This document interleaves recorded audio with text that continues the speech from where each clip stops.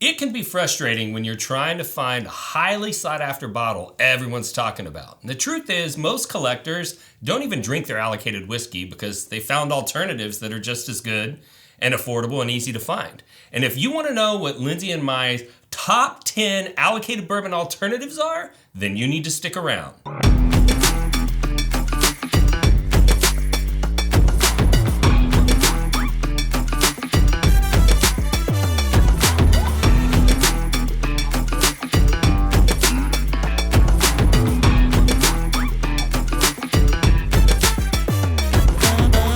So before we get started, pretty girl, we need to thank the patrons because there are a group of individuals out there that support us on a monthly basis.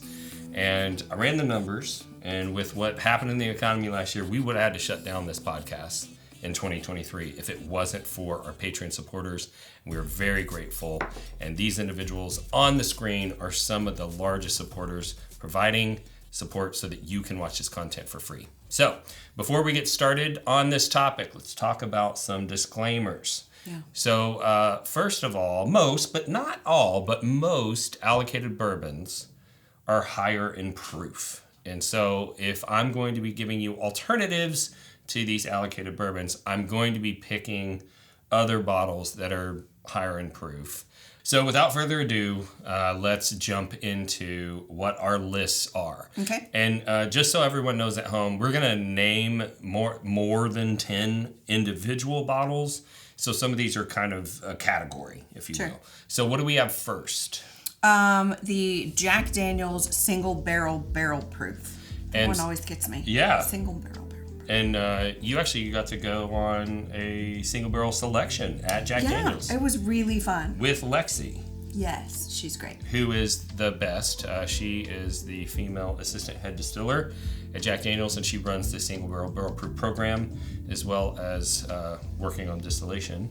And she is a cute little country nugget, and she got, I think, 3 marriage proposals in our comments section the last time we had her on the show. Yeah. But Jack Daniel's single barrels are barrel proof some of the time. They do have some non-barrel proof options. So we one time had a mishap where you said, hey, they have the Jack Daniel's single barrel. Do you want it? Yeah, and then I bought the wrong thing. And then we didn't check the proof. So check the proof. But the higher proof options in both the Tennessee whiskey and the rye whiskey are both excellent alternatives. I mean, clearly, I don't like the rye at all. And that's not our first bottle either. So we go through that one occasionally. Yeah.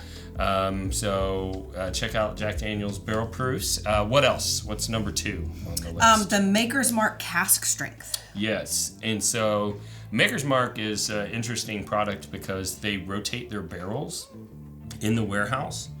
And so they don't experience all one aging environment their entire aging life. And that produces a very consistent product, which is why Maker's Mark's never really done like single barrel bourbons because their barrels are treated specifically to make them taste like all the other barrels. But they did figure out the enthusiasts like a little bit higher proof, and they started doing the Maker's Mark cask strength. And it is a wheated bourbon. And so most of the other alternatives, their flavoring grain, their secondary grain is going to be rye, which is going to give you baking spice notes, but wheat makes it a little softer, sometimes adds a citrus component. And many people's like holy grail whiskey is Pappy Van Winkle. And Pappy Van Winkle is also a wheated bourbon. And rumor has it that the original Julian Pappy Van Winkle helped Bill Samuels come up with his recipe for his wheated bourbon, and even offered the yeast strain from the original Sitzewiller distillery, but Bill Samuels ended up hiring a beam, so they used beam yeast instead. So there's some beamy notes in there with a little bit of nuttiness, but there's also some Pappy Van Winkle style notes. So that one I think is an interesting alternative. Okay. What do we have that's third? The Wild Turkey Rare Breed, Kentucky Spirit. Yeah, so there's 2. There's the / Kentucky Spirit. Yeah. I suppose. So it's kind of like the Jack Daniel's. Both the barrel proof rye and the Tennessee whiskey are great alternatives. Oh, I see. But both of these guys. So The Kentucky Spirit is a 101 proof version, which it's basically Wild Turkey 101, but a single barrel version. And then the rare breed is the cask strength version. And both of those are relatively easy to find. They were hard to find in our market for about a year and a half ago or so. But when they do hit the market, typically they're everywhere. You can get them. They don't usually get marked up, to a super high price. So I think that's a great alternative for people. So what's next? The 1792 Foolproof. Yes. So did you go to 1792 to do one of the barrel picks? I don't remember. I don't think you did. I don't think I did. Yeah. So we've had a really good time going out to 1792. Awesome legacy distillery. It's pretty interesting because it was clearly built to be a manufacturing plant and not made for visitors. And my understanding is they've changed kind of they don't do the tours there and stuff like they used to. But we got taken on a private tour there, and they still have a still that is built in the center of their building that was installed by the federal government during World War II for them to make grain neutral spirit for the war effort, which is kind of interesting. It's been decommissioned, but you can still see it. And they just make a really solid product, and they came out with a foolproof version, which is where they allow the whiskey to age in an environment where the proof goes up, but they proof it back down to the proof that it was put in barrel at, and that's what foolproof is. It's proof back down to what the original barrel entry proof was, and in this case it's 125. Solid whiskey. There are single barrel versions of this as well as just regular foolproof options. Often larger liquor stores always have the foolproof. It can sometimes be a little bit harder to find single barrels, but when they're out, they're usually pretty plentiful, so look for those. Yeah. And then the next one is the one that I have in my glass. The Four Roses Small Batch Select. Do y'all remember that TV show where you were in a grocery store? Oh, Supermarket Sweep. Yeah, Supermarket Sweep. Yeah, and you had Lindsay so much Supermarket time. Sweeped the visitor, gift shop. The gift shop at Four Roses. Because I was talking to Brent Elliott, and while I wasn't looking, it was just like Supermarket Sweep, because she'd run to one area and then come back and throw some stuff on the counter, and then she'd run off to go get more. And Brent Elliott's like, "What's going on?" And I was like, "Oh man." If you were going to drag me to do whiskey things, I'm going to buy the whiskey things. So we have a whiskey tree in here at Christmas time, and that particular trip, I made sure to get Christmas ornaments from every place. But my favorite sweatshirt that I own is a Four Roses sweatshirt that we got from the distillery. So now I put this one on here because this one is readily available. It's not hard to find. It's priced appropriately. It's on the higher end of the price range for most of our recommendations, but it's priced appropriately. The proof is a little bit lower than some of the other recommendations. This one is 104 proof, but just a really solid pour, very fruity floral. An alternative to this that would be from the same distillery would be if you could find a Four Roses single barrel proof.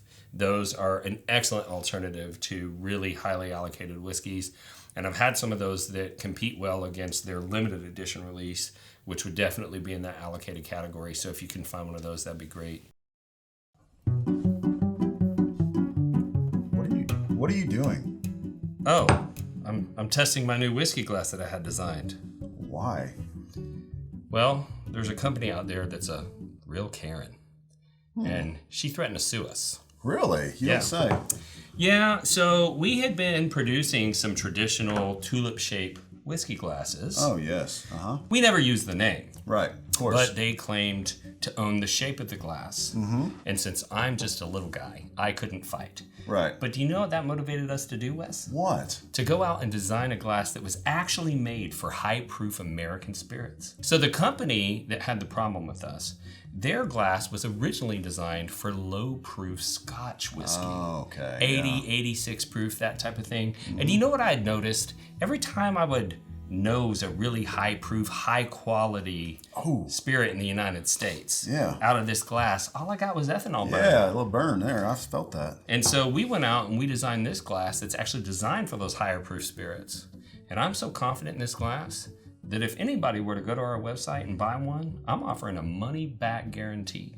Wow. If you get that glass to your house and you find yourself one of these traditional tulip-shaped glasses and you nose a high-proof spirit side by side and you can't tell the difference, I will gladly give you your money back. So what you're saying is they can really stick it to the Karen and support the little guy by going to bourbonrealtalk.com and ordering one of these with absolutely no risk. They could get their money back if they don't prefer it nosing it to the other? Absolutely. Okay. And if you love small business and you like sticking it to Karens, that's the way to go.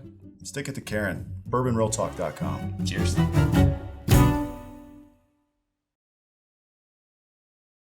So what do we have next on the list? Old Forester 1920. 1920. Which is the one I couldn't find on the shelf the other day. Here it is. There it is. That's the Old Forester. I was trying to make a banana cocktail and I couldn't find that one. Yeah, and so one of the main tasting notes for Old Forester are banana runts candies. And the 1920 is part of their Distillery Row series. So in Louisville, Kentucky, there's that area they call Distillery Row, and Old Forester has had their facility there from the 1800s, and they have a series of releases that are all numbered with the year that represents when they made that type of whiskey. And so the 1920 is the highest proof option at 115 proof. It is a very solid pour, very affordable, generally easy to find, so it's a great alternative to some of the barrel proofs. So what do we have next on the list? The Bulleit Barrel Strength Bourbon. Yes, and you went to Bulleit. I did. And I liked helped us Bulleit a lot. pick this particular single barrel. Yeah. So this variant is available in a small batch option, which is typically available at all large liquor stores. I usually don't see the barrel proof option in bars and restaurants, but in liquor stores it's pretty easy to find. And then there's a single barrel proof option as well, and that's what we have displayed here today. And you got to go and do this barrel pick, and we had a really interesting time there. Is that the one where we tasted the dirt? Like, I tell you, like, we're with a bunch of people, and we're tasting it, and like this one particular barrel, I swear it was like potting soil, and like wasn't it split kind of half and half, and some people like were like, "You're crazy. You're this crazy. is really," and I'm like, so "No, this amazing. is It's so dirt." sweet. It's so good. They Melissa, yes. Yeah, so Melissa, who we love, who isn't at Bulleit anymore. She's not at Bulleit. She went and took Jackie Zeichen's job over at Old Forester, actually. Yeah. So she switched from Bulleit to Old Forester, and we love her, and she is just a treasure in the industry. Yeah. And she blinded us.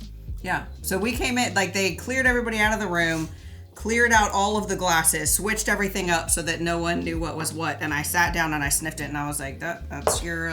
It was just like... That's your dirt whiskey. Just like the video we did a couple weeks ago about the cork taint. Yeah. Where we were going to blind, and Scott and I both came in and smelled. And we only needed to smell the tainted glass, and we're like, all right, I don't even need to taste it. Right. It was that black and white. And to us. But there were other people in the room that didn't have whatever the genetic marker is required to taste it, and they thought that it tasted great. So kind of interesting. But that aside, Bulleit barrel proof whiskeys and bourbons are really great alternative and really easy to find, relatively inexpensive. And one of the ones that I drink the most of is this next one that we're going to recommend, which was Benchmark Foolproof. And this is on the lower end of the price range of what we're recommending here today. It's 125 proof Buffalo Trace Mash Bill 1. And so do you know what else is Buffalo Trace Mash Bill 1 that I love so much? No, not if I'm put on the spot with a camera in my face. Okay, well, it's George C. Stack. Yeah, that one. Yeah. That's what I was going to say. Yeah, so this one is actually the same liquid that, if you let it grow to full maturity, could be made into a George T. Stagg or an Eagle Rare 17 or whatever. And so it's probably considerably younger, probably 4 to 6 years old, something like that. But same direction, flavor profile, excellent alternative. to trying to find George C. Stagg, which only happens for me about once every 2 to 3 years. Yeah. So. Well, and you don't drink very much of your allocated No, whiskey. no. And that's kind of the point. Like, once you get right. to a certain level, you discover this type of bottle, and this is what you focus on whenever you want to have a nice pour, because you're not going to use up your allocated stuff that would mean so much more to somebody else who had the chance to taste it. Right. So what's next on the list? Good old Knob Creek. Good old Knob Creek. Good old Knob Creek. Wes in the background, pumping his arm for his former favorite, Knob Creek. So Knob Creek has several different offerings. There's a single barrel version that's 120 proof, that's widely available, and then there's the just regular 9-year small batch, which is 100 proof. So the small batches are 100 proof. The single barrels are 120. Both are excellent alternatives, full flavored whiskeys, relatively easy to find. And last but not least, what do we have there, pretty girl? Old Grandad Bottled in Bond and 114. Yep. So both variants. So there's 3 versions of Old Grandad. Old Grandad is made by Jim Beam, but it is a higher rye mash bill than the regular Jim Beam product that ends up making, Booker's and Jim Beam and all of that stuff, right? So this has slightly higher rye content, so it's a little bit spicier. You still got that nutty component. They have an 80 proof version, which we don't typically drink, and I wouldn't consider that a great alternative. That's really for a different category of drinking experience, but the Bottled and Bond at 100 proof and the 114 are excellent higher proof options. And that concludes. This is what we drink instead of chasing allocated bourbons and using that liquid to have, yet another drinking experience, because we've got to try so many allocated bourbons so many times that we've spent the time to figure out that this hits our palate just right, and we don't have to go chase all those bourbons. Yeah. All right, well, let's give some whiskey away. Let's do it. All right, so this time we're going to have 3 winners. Oh, wow. I literally have to go look at the barrels to see how much whiskey or bottles to see how much whiskey I have left to see how many samples we'll be able to do. So on this one, we're going to be giving away a Jack Daniel's single barrel proof Tennessee whiskey, Maker's Mark cash strength, Wild Turkey rare breed, 1792 full proof, Four Roses small batch select, Old Forester 1920, Bulleit barrel strength bourbon, Benchmark full proof, Knob Creek 9-year, and Old Grandad 114. So that is going to be 10 1-ounce samples for 3 separate winners. And so what I'm going to ask you out there is that if you are a winner, that you use these samples to share with others, because you should not be drinking 10 ounces of whiskey in one sitting. Sure. So let's share this. I think if I had I think that if I had 10 ounces, that I could do a real nice tasting with 2 other people. Sure. So I think that'd be awesome. That'd be fun. So the way that you enter this free giveaway is you got to like this video, subscribe to the channel, ring the bell, which will give you notifications of future content. Each piece of content has a giveaway, so you'll be notified of future giveaways as well. And all you have to do is click the web link below in the video description, fill out your basic information. We'll run a randomizer, post it publicly, reach out to the winner, get your shipping information, and send you your samples absolutely for free. Yep. Now, tell the people how they can support the channel, Pretty Girl. Well, we have a Patreon with all kinds of levels to fit any budget. And they're chock full of really cool member benefits. Member benefits, thank you. Distillery takeovers, barrel picks, behind the scenes, first dibs on new products when they get released.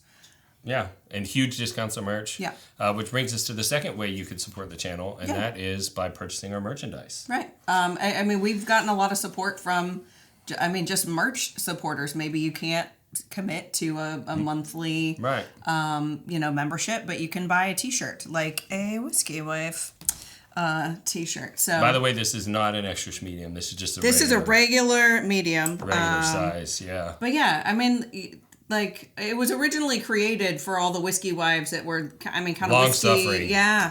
Yeah, kind of like our husbands just disappeared, like hunting season, but all the time. Yeah. Yeah. What's fun is to go to a whiskey event and be walking around and see people wearing this very specific T-shirt. And I don't know who they are, but they found it online and For all found the some whiskey solace wives. in it. So There's also a whiskey wife flask, yeah, which is super fun. kind of cool. You can also support the channel if you need residential real estate agent services in the Dallas or Houston metro areas. My real estate company has subsidized this channel since its inception. And would love to hear from you. We do give epic bottles as closing gifts to anybody who comes to us through our whiskey lives. Yeah. So let's talk about the show philosophy.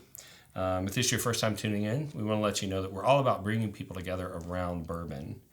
And that's something that is personally important to Lindsay and I because we lost my younger brother to suicide in 2014. And if you get to know Lindsay at all, you'll know that she can't not do nothing. She has to do something. Yeah, and I'm a doer. We started looking into different ways that we might be able to contribute. And in the end, we kind of had to find our own path. And that led to me seeing the connected power of whiskey bringing people together, realizing that my brother had lost some of those social connections in this world that were holding him here, and thinking, maybe I can use the connected power of whiskey to get people connected. And that's why we started the channel. But we also needed to create a forum for people to meet each other and interact in a positive environment. So we created Bourbon Real Talk Community, which is a free Facebook-based, troll-free environment. You can get in there. Everyone's welcome. Women are welcome. And, you can go in there and post, and there's not going to be a bunch of people that jump on you and say negative things. If they do, they are gone very quickly. They do get removed quickly, yeah. Or re-educated and then removed if they don't change their evil ways. So we knew we needed to do that, though, because we did see a lot of negativity in some of the other forums online. And we call those people whiskey trolls. And they taught us a valuable lesson, and that is, if they can hate strangers online, we can love strangers online. And that's why we end every episode the same way, and that's this. If you woke up this morning and you're unsure whether or not anyone loves you, just know that we love you. We'll see you next time on Bourbon Real Talk. Cheers.